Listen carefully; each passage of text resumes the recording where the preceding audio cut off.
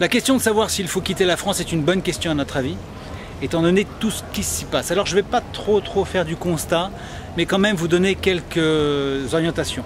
Parce que si on doit faire du constat, je pourrais y passer un an sur tout ce qui ne va pas en Occident et en France en particulier, aussi bien sur le plan de la justice, de l'éducation, de la politique, de l'économie, de la santé, de la sécurité, etc., etc.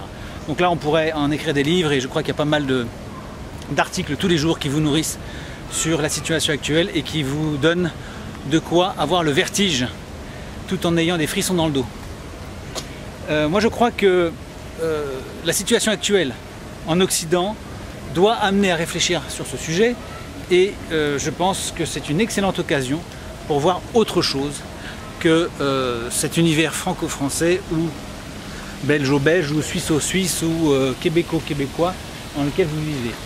Il me paraît qu'il est extrêmement intéressant pour l'enfant de voir autre chose et d'avoir d'autres univers pour nourrir son intellect, pour nourrir sa culture, pour nourrir ses horizons et bien sûr pour lui révéler des destinations éventuellement professionnelles qui pourraient l'intéresser.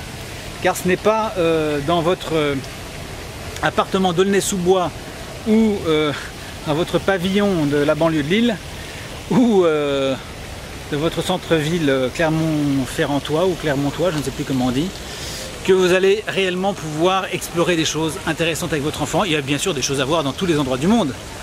Mais pour ce qui est du développement de l'imaginaire et des possibilités, en particulier économiques et professionnelles, la France est quand même très largement une impasse. Je pense que c'est largement le cas aussi en Belgique.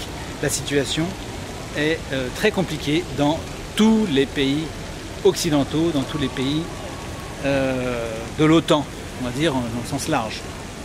Alors je vous invite à vous intéresser à cette question. On peut quitter la France assez facilement, ça n'est pas extrêmement compliqué, il faut simplement le vouloir. C'est d'autant moins compliqué que pour partir il ne faut pas beaucoup d'argent. Qu'on peut trouver du travail sur internet à l'autre bout du monde très facilement, beaucoup plus facilement qu'en France, grâce à des organisations dont je vais vous parler.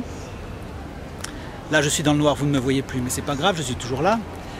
On peut donc trouver du travail assez facilement, on peut trouver à se loger, on peut se faire des amis grâce à internet, on peut être attendu à l'autre bout du monde, nourri, logé, et donc ne pas avoir à trop se soucier des revenus. Déjà, la première des démarches, je crois, c'est d'aller faire un tour.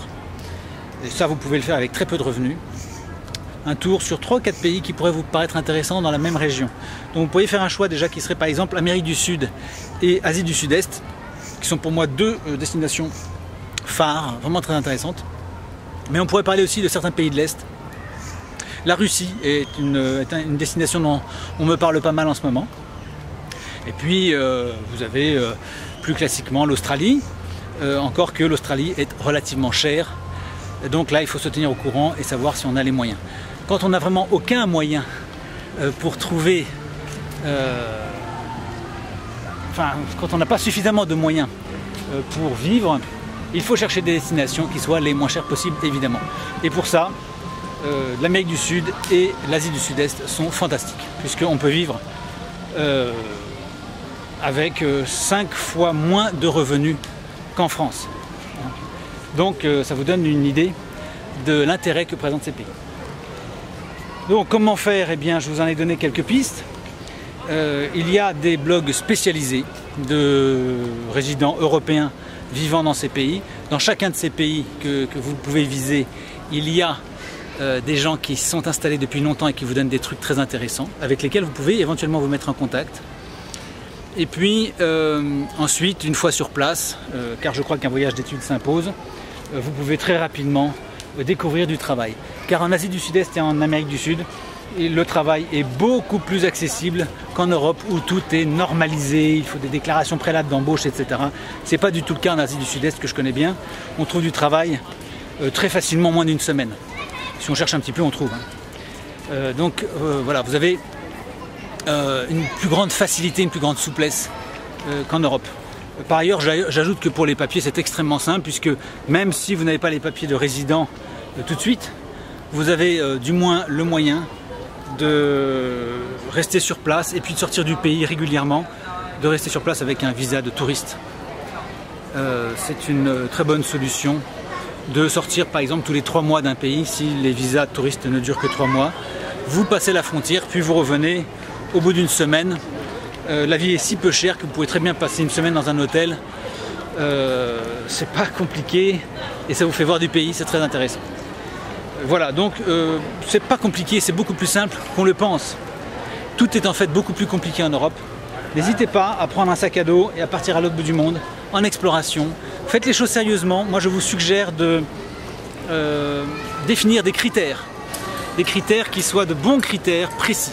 Qu'est-ce qui vous intéresse? Qu'est-ce qui est important pour vous? Vous pourriez par exemple lister une quinzaine de critères sur le climat, sur le coût de la vie, sur la sécurité, sur la qualité de l'alimentation, le niveau d'éducation des gens, etc. Des choses qui pourraient vous intéresser. Et puis évidemment, si vous cherchez la femme de votre vie ou l'homme de votre vie, ou si vous cherchez un compagnon, il ne faut pas aller sur la banquise ni sur le lac Baïkal, parce que là vous aurez du mal à trouver des gens. Mais vous voyez, vous définissez des critères qui vous sont propres et qui vous permettent de mieux cibler votre destination. Donc vous le faites de la manière la plus rationnelle possible, parce que le ressenti sur place est une chose, mais c'est bien d'avoir des choses bien comptabilisées.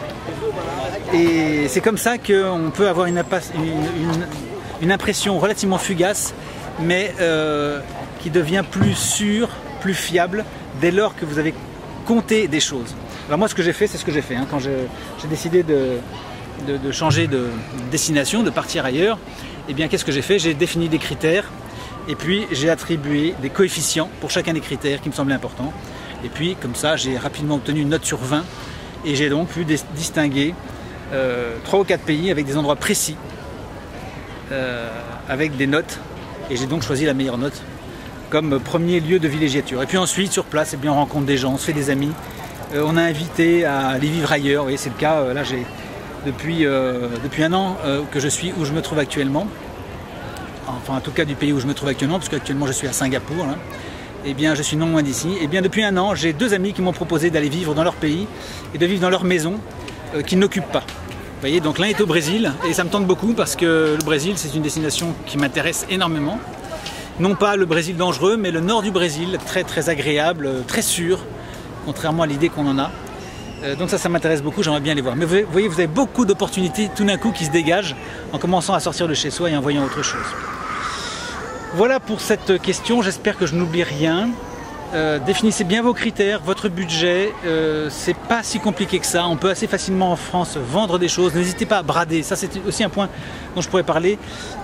Pendant très longtemps, avec Cécile, nous avions une maison et comme nous étions ruinés, nous sommes posé la question de savoir à quel prix vendre la maison que nous avions achetée assez cher quand même, enfin assez cher. Nous espérions au moins récupérer la mise de fonds. Et bien, au bout d'un moment, comme on n'arrivait pas à la vendre, et bien, on a préféré sacrifier, perdre de l'argent sur cette maison. Mais on ne pouvait pas rester là toute notre vie, bloqué. Et nous avons bien fait parce que ce que nous avons perdu sur cette maison, eh bien, nous l'avons largement récupéré en partant. Parce que les revenus que nous avons trouvés ailleurs, eh bien, ont comblé la différence en quelques mois. Très très largement. Et donc c'est pas un problème. Faut pas avoir peur de rompre les amarres et de partir en se délestant de beaucoup de charges.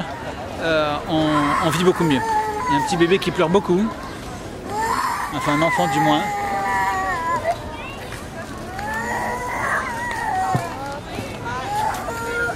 Et je suis obligé de faire une petite pause dans ma vidéo. Bon, de toute façon je crois que j'ai à peu près tout dit. Quelle autre question à aborder sur ce sujet? Si vous voyez d'autres questions à aborder, n'hésitez pas. Vous voyez, à Singapour on croise beaucoup de gens qui viennent de partout. Et c'est très sympa parce qu'il y a une dimension multiculturelle avec des gens qui ont un peu les moyens quand même de voyager. Et donc évidemment ça change des ambiances qu'on peut trouver en Europe où il y a une insécurité, où il y a un niveau intellectuel assez bas, des problèmes d'éducation.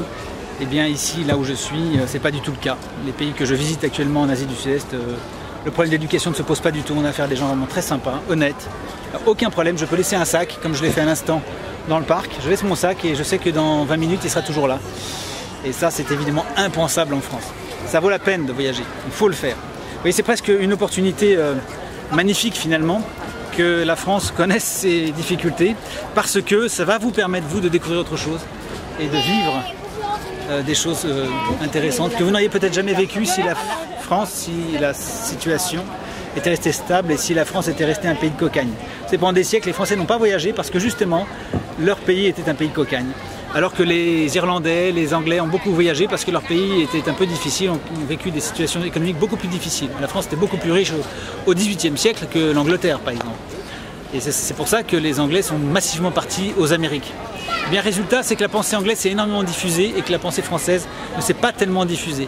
Donc c'est peut-être une opportunité aussi, je trouve que c'est un aspect intéressant de la chose, que des Français puissent exporter leurs idées, leur manière de voir les choses, peut-être un petit peu moins matérialistes, parce que les Français sont un peu plus poètes qu'argentiers, ils sont un petit peu plus subjectifs, un peu plus poètes aussi, et je crois que c'est pas mal d'amener cette dimension, ainsi bien sûr que leur fond d'une chrétienté quand même très différente de ce qu'on trouve dans les pays anglo-saxons. Là, il y a des valeurs universellement partagées, même chez les gens qui ne sont pas chrétiens. Chez tous les Français, il y a des points communs qu'ils ressentent très très bien dès lors qu'ils franchissent les frontières et qu'ils vont se promener à New York par exemple. Voyager, c'est un bon moyen de redécouvrir ses propres racines et son propre pays d'origine. Voilà donc pour cette vidéo. J'espère qu'elle vous inspirera. On peut en parler si vous voulez. Si j'ai du temps, je peux consacrer un petit peu de temps avec chacun d'entre vous pour parler d'un éventuel voyage et d'un éventuel déménagement. Je finis sur une tonalité beaucoup plus sombre en vous disant que dès lors que vous êtes menacé par la justice en France ou que vous avez des soupçons, on commence à vous enquiquiner sérieusement, par exemple quand vous avez un signalement pour information préoccupante et que vous avez déjà des alertes d'assistantes sociales qui viennent vous voir, un procureur qui prend contact, alors là, je vous dis franchement, vous partez. Vous partez tout de suite parce qu'il ne faut pas courir le risque de vous faire enlever votre enfant. Et vous savez très bien qu'en France règne l'injustice. C'est absolument clair. Donc ne comptez pas trop quand même. Même si vous avez des arguments avec l'école à la maison, on le voit très bien parce qu'on arrive à se défendre quand même en opposant la loi. Mais la situation est en train de déraper et on est en train de nager en plein délire. Donc on a des gens parfaitement innocents qui sont enquiquinés, voire jetés en prison, alors qu'il y a des coupables qui se promènent et qui bénéficient de la protection publique et de tous les honneurs. Et ça, on le voit tous les jours, tous les jours, tous les jours. Donc faites vraiment attention. Si ça commence un petit peu à sentir le roussi pour vous, vous partez. C'est pas compliqué, vous franchissez la frontière, vous allez déjà ne serait-ce qu'en Angleterre ou en Espagne, au Portugal, super destination, le Portugal, très intéressant. Eh bien, au moins vous êtes à l'abri de la justice française. Et on va vous ficher la paix et on va vous oublier. Voilà, ça c'est une première mesure et ensuite de là vous pouvez réfléchir à une destination plus durable. Mais vraiment ne prenez pas de risques, n'hésitez pas à partir. Je sais que certains ont des attaches très fortes dans leur pays, mais ce n'est pas forcément un départ définitif. N'hésitez pas à réfléchir à une destination de quelques années qui peut être extrêmement enrichissante. Voilà pour cette question, à bientôt.